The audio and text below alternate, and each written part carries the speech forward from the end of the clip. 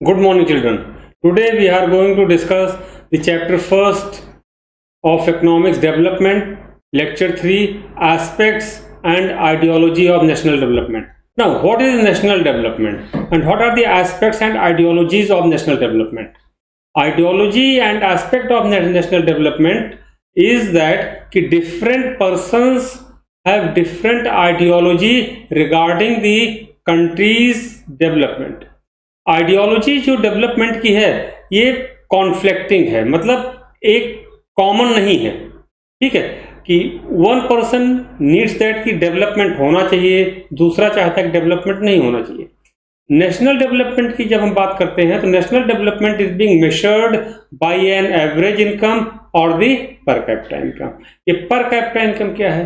The income of all the final goods and services, the total money that we earn from the all final goods and services and divided by the number of population of the country, इसी को हम per capita income कहते हैं। Suppose कर लो कि there are 5 members in a family. Out of 5 members, one is earning. So one person is earning 20,000 rupees in a month. Now total number of family members are how many? Total number of family members are 5. So the average income of each and every member of the family would be 4,000 rupees. This is called the per capita income और इसी को average income कहते हैं because earner is one. जो money है, with the help of money we can buy the materials but we cannot buy variety of things that we'll discuss in further topics. Now when there is a conflict, national development को लेकर के जब conflict है तो ये decide कैसे होगा कि कॉन्फ्लिक्ट है क्या और ये रिजॉल्व कैसे हो सकता है, या फिर ये जो कॉन्फ्लिक्ट है जो प्रोसेस ऑफ डेवलपमेंट का है, क्या इसका जो इफेक्ट है, इसका इम्पैक्ट है, large number of people are coming under its effect और it is affecting the small number of population, less number of people, so it is matter of concern or vice versa. Then apart from income, basically income is materialistic, इससे हम goods and services तो produce कर सकते हैं, खरीद सकते हैं, ठीक है, लेकिन पैसे से हम अपने लिए सिक्योरिटी नहीं परचेज कर सकते हैं, अपने लिए रिस्पेक्ट नहीं परचेज कर सकते हैं, we can not purchase freedom, we can not purchase equal treatment from the with the help of money.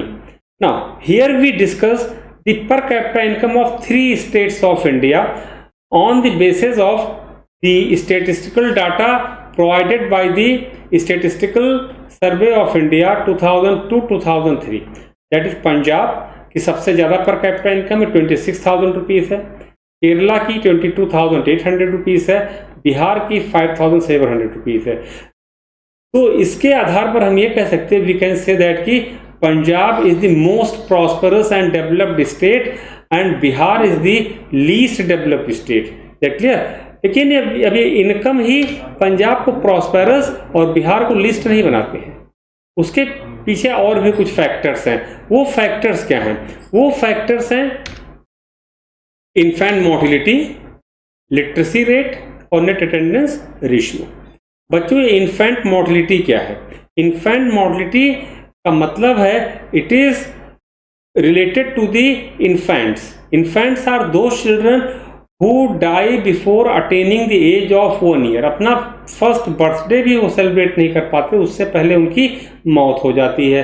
क्योंकि जो इन्फेंट्स होते हैं ये हमारी आपकी तरह अपनी प्रॉब्लम को बता नहीं सकते हैं कि हमें कोई प्रॉब्लम है तो हमको कह देते हैं, आप भी कह देते हो, लेकिन वो छोटे बच्चे नहीं कह सकते, जो बोल ही नहीं सकते हैं, दे simply keep on crying.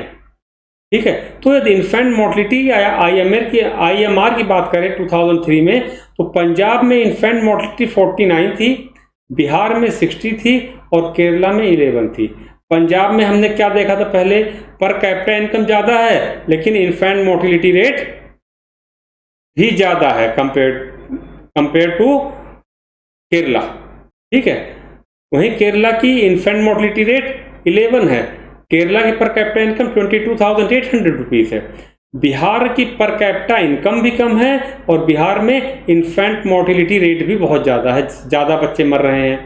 Literacy rate के मामले में देख लें तो पंजाब में 70% लिटरेट्स हैं, केरला में 91% लिटरेट्स हैं, बिहार में 47% लिटरेट्स है अकॉर्डिंग टू 2001। अब लिटरेट्स कौन है? Literates are those group of people who are aged between 7 years and above. 7 साल या उससे अधिक उम्र के लोग जो पढ़ना और लिखना जानते हैं उनको लिटरेट कहते हैं। देख लिया, who can read and right. Net attendance ratio means total number of children going to school in class 1st to 5th in 94-95. Punjab में it was 81% children were going, Kerala में 91% children were going and Bihar में 41% children were going to school. Net attendance ratio है।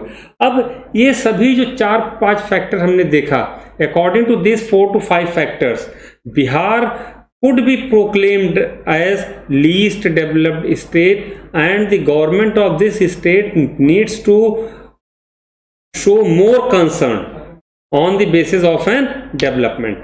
Then we have discussed infant mortality, literacy rate and net attendance ratio. Now the public facilities की हम बात करें तो public facilities हमें मिल कैसे सकती हैं? आप घर कैसे ले सकते हो?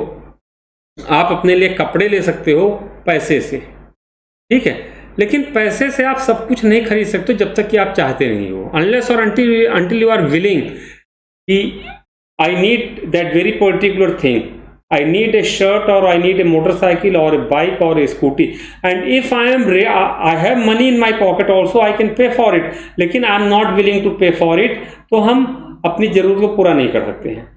मनी मटेरियलिस्टिक है, ठीक है, लेकिन money is not a good indicator of material goods and services. Materialistic हम खरीद सकते हैं, लेकिन जब तक हम पैसे को खर्च नहीं करना चाहेंगे हम मटेरियल गुड्स और सर्विसेज को परचेज नहीं कर सकते हैं। दूसरा, पैसे की मदद से with the help of money we can not buy a pollution free environment. ना तो हम इंश्योर कर सकते हैं कि जो डिफरेंट क्या कहते हैं पोल्यूटेंट्स हैं, मिक्स्ड अप हैं, ठीक है, फॉसिल फ्यूल्स के जलने से उसको हम रिड्यूस नहीं कर सकते पैसे की मदद से। दूसरा, पैसे की मदद से we can not protect infectious diseases like dengue और मलेरिया एंड ऑल। उसके लिए entire community has to take preventions और प्रिकॉशंस, उन्हें वाटर लॉगिंग नहीं होने देना है, ठीक है, ये सब चीजें, मॉस्किटो नेट यूज करना, तो entire society has to made aware. तीसरा, money can not provide security to each house. हर घर को पैसे से हम सिक्योरिटी प्रोवाइड नहीं करा सकते हैं, उसके लिए each and every house has to be very much concern, उसे खुद अवेयर होना पड़ेगा कि हाँ हमारी सिक्योरिटी इंपॉर्टेंट है, ठीक है। ही और each and every house has to follow the proper time schedule. That clear? Then human development. Human development का मतलब ये होता है कि transformation of human resource into a human capital through the process of education, और ऐसा education होना चाहिए जिससे कि हम मटेरियलिस्टिक नीड्स को अपनी फुलफिल कर सके। वो particular human resource human capital में कन्फर्म होने के बाद, मतलब कन्वर्ट होने के बाद, ट्रांसफॉर्म होने के बाद मटेरियलिस्टिक नीड्स को अपनी पूरा कर सके, उसे एक अच्छी कम से कम नौकरी मिल सके। दूसरा, sustainability of development. Sustainability of development जो है ये हमें बताता है कि जो रिसोर्सेज हैं they needs to be utilised in such a way, इसको इस प्रकार से हमें इस्तेमाल करना है कि हमारी आज की भी नीड फुलफिल हो जाए, हम किसी प्रकार से कॉम्प्रोमाइज़ भी ना करें और अपने फ्यूचर की नीड्स के बारे में भी, अपने बच्चों के बारे में भी सोचें, क्योंकि रिसोर्स का जो फॉर्मेशन प्रोसेस वो बहुत स्लो है, हमें उसे वेस्ट नहीं करना चाहिए। रिसोर्सेज अनइवनली डिस्ट्रीब्यूटेड है, हर जगह एक जैसी नहीं, इक्वली डिस्ट्रीब्यूटेड नहीं है। चाहे आप मिनरल्स का एग्जांपल ले लो, चाहे आप फॉसिल फ्यूल्स का एग्जांपल ले लो, चाहे आप सॉइल का एग्जांपल ले लो, चाहे आप वाटर रिसोर्सेज का एग्जांपल ले लो, ठीक है, they are very much unevenly distributed. और इनकी जो रिसोर्सेज की एक्सप्लॉयटेशन कॉस्ट है, उसको यूज करने की कॉस्ट है, वो बहुत अधिक मटेरियलिस्टिक है, उसके लिए हमें बहुत पैसे की जरूरत पड़ती है, ठीक है। अब सस्टेनेबिलिटी ऑफ डेवलपमेंट की जरूरत क्यों है? 20वीं सेंचुरी से जो इंडस्ट्रियल डेवलपमेंट हो रहे हैं वर्ल्ड वाइड, उसमें बहुत बड़े मात्रा पे, बहुत बड़े लेवल पे एनवायरमेंटल डिग्रेडेशन हो रहा है, जिसको लेकर के वर्ल्ड के scientist, social workers, intellectuals, they are very much concern that clear? Intellectuals they are very much concerned. Is that clear? And 1992 में एक सर्वे, एक अर्थ समिट हुई थी हेड ऑफ द स्टेट्स की, जिसमें 100 हेड्स ऑफ स्टेट्स ने ब्राजील के रियो दी जेनेरियो में पार्टिसिपेट किया था और एक कॉमन प्रोग्राम डिसाइड हुआ था जिसको कि एजेंडा 21 कहते हैं और उसको इम्प्लीमेंट किया गया. With this we come to an end of this chapter. Here is an assignment. I have given 8 questions and I have discussed each and every topic of the chapter. Now next topic would be our second chapter, the sectors of Indian economy. Thank you. Have a good day.